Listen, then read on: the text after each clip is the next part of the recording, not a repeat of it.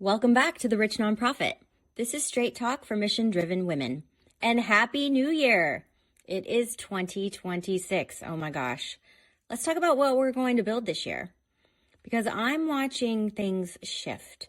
Successful women are finished with the idea that you have to choose between building wealth and creating impact. They're finished with the scattered giving that doesn't move the needle that we've talked about in past episodes. And they're finished with feeling guilty for wanting to have it all and do it all. And so they're starting to build differently. I see it in my clients. I see it in the women showing up to events. And I see it in the conversations that I'm having. Women who have built businesses are asking, what if I use this same drive to solve a problem completely? And women running nonprofits are asking, what if I design this to be sustainable from the start? And then there's women who have a bunch of money and they're asking, what if I circulated wealth with intention and strategy? And this is the energy that we're bringing into 2026. We are going to build, we are going to circulate wealth, we are going to create legacy. We're not interested in the old model anymore, the one where you have to choose, where if you're building wealth, it means you're selfish. Or if you are focused on mission work, social justice, it means that you're going to stay poor and you can't build wealth. Where impact and sustainability, they're somehow at odds, and I'm just not here for that. That model doesn't work, and if you're like me, you're finished trying to make it work. I want to help my clients build better, and I think that you want this, so that's what I want to talk about. Mission doesn't have to mean sacrifice. And impact doesn't mean that you have to stay broke. So you can build wealth, you can circulate it intentionally, you can lead a nonprofit, you can pay yourself well. You can have it all, not just in theory, in practice. And the women that I work with are proving it every single day. They are helping people running nonprofits, getting funded, building wealth for themselves, using that wealth strategically, because they're not choosing between financial security and their mission. They're creating this lasting impact because they're not running on fumes. But we need to talk about how to design this because it's a lot. When you are helping others, serving your community, it takes a lot out of you. And strategically, you need a framework. You need a way to think about impact that doesn't require you to give up everything else. And this is where my 4 Ps of philanthropic profit come in.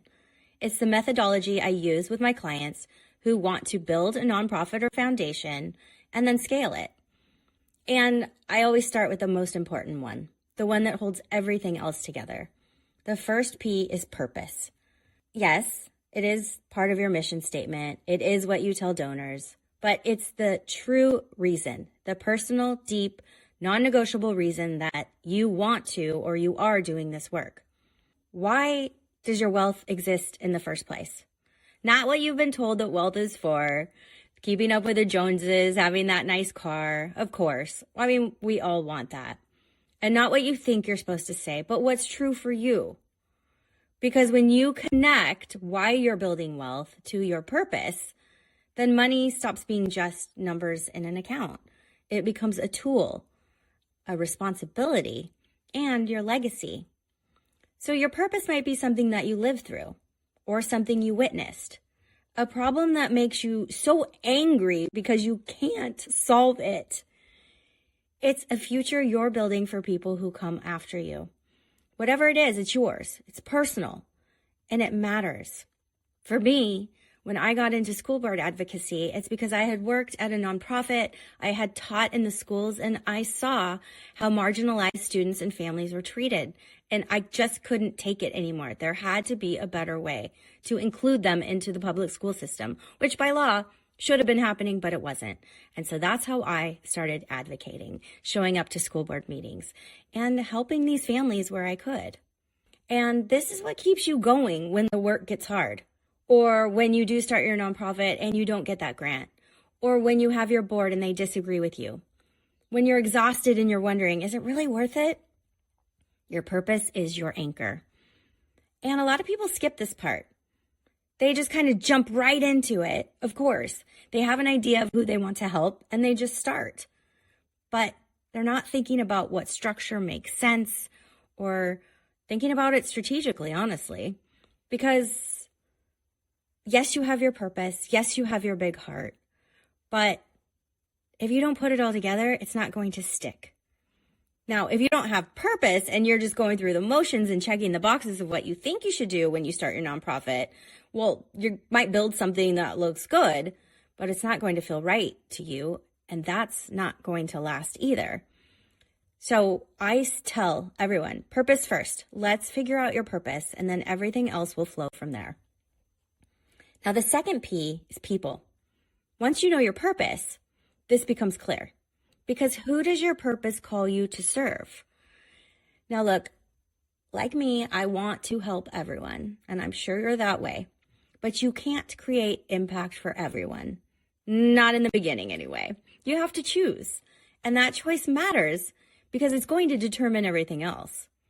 And this isn't about being exclusive. It's about being effective. The more specific you get about who you are serving, the more impact you're going to create. You are designing for people with real needs, not some vague idea of who I can help.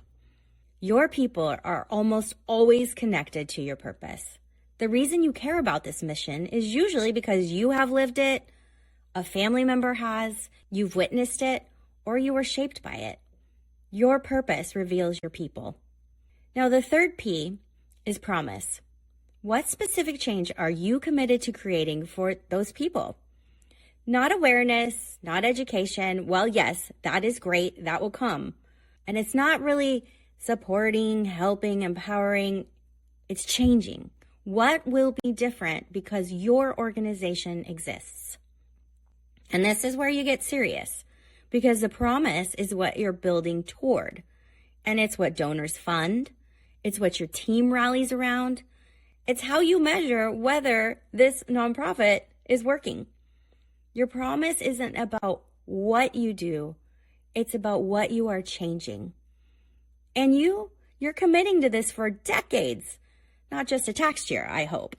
So choose carefully and then commit fully. And the fourth P is platform. What structure are you building to deliver on that promise that you are making to your people? Is it a foundation? Is it a nonprofit? Is it strategic funding of existing organizations? Or maybe a hybrid model? Now, this is where we get strategic about the vehicle, your platform, because different structures serve different purposes. And you get to choose what makes sense for your life, your resources, and your vision. A foundation might make sense if you're primarily funding other organizations. A nonprofit makes sense if you are going to be delivering programs directly. And then if you want to collaborate with other organizations that are already doing the work, this makes sense if you want to contribute without building from scratch.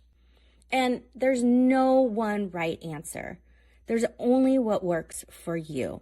And I love to dig into this with my clients when we start out, because if it works for you, for your family, for your life, for what you're trying to accomplish, then you're going to keep going when times get tough. And your platform isn't about what sounds impressive. As I said, it's about what you will sustain and be able to move forward doing. So when you get clear on all four P's, purpose, people, promise, and platform, you can design an impact model that supports where you are headed. And you can figure out how to fund this vision without depleting yourself. You can build a team and eventually pay them well. You can create systems that work without requiring you to work 80 hours a week. You can have a life and build your legacy at the same time. Now, this isn't about being comfortable. There's nothing comfortable about being an entrepreneur or starting something new.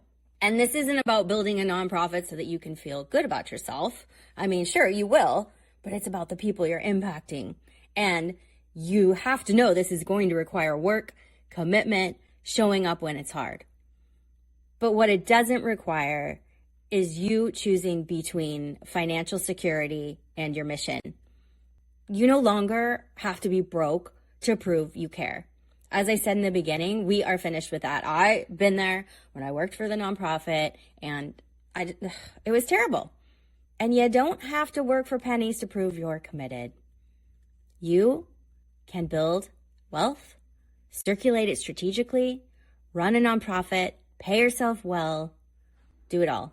The women I work with are building rich nonprofits. Not rich in the sense of hoarding money, but rich in resources, rich in structure, and rich in their ability to create lasting change. They are paying themselves fairly. They are hiring talented people and compensating them. They're building boards that contribute expertise, not just show up so that they can say they're on a board. And they are creating sustainable funding models. They're creating more impact than organizations twice their size because they're not in constant survival mode. They understand what their community needs and they pivot as needed to serve their community. And this is what's possible when you say no more to the old way of thinking. When you think that you have to plan out 5 years and do these big strategic plans. Yes, strategy is super important, but you also need to stick with your vision, pivot as needed, and understand you don't have to choose between impact, legacy, creating, and circulating wealth. When you design something that works for both your life and your mission, it can work. So as we start 2026, here's what I want you to think about. What would you build if you didn't have to choose between money and mission? What would your impact work look like if it was designed to be sustainable from day one? And what would you change if you said, you know what, I'm going to do this a new way and I'm going to have it all? If you're leading a nonprofit, what would it look like to design this for sustainability and to pay yourself fairly and to build structure that lasts beyond your ability to keep pushing? And if you're thinking about starting one, what would it look like to get clear on your purpose, to design this with intention? The impact you want to create and the legacy you want to leave, that change you want to see, it can happen. It happens when you design with strategy and structure. And 2026, well, this is the year that we can build it. Not someday, not when you're more ready, not after you hit some arbitrary milestone. Now, with intention, clarity, and understanding that your purpose and your promise and the people and the platform, they can all work together. So this is what I'm helping my clients build this year. And if you're ready to build this also, reach out to me. I would love to help you. Let's do the work, create the legacy. And over the next few weeks, I'm going to break down each of the P's more so you can get clear on what you want to build. We're going to start with purpose, of course, because as I said before, that's where everything begins. So, Happy New Year. I will see you next time on The Rich Nonprofit.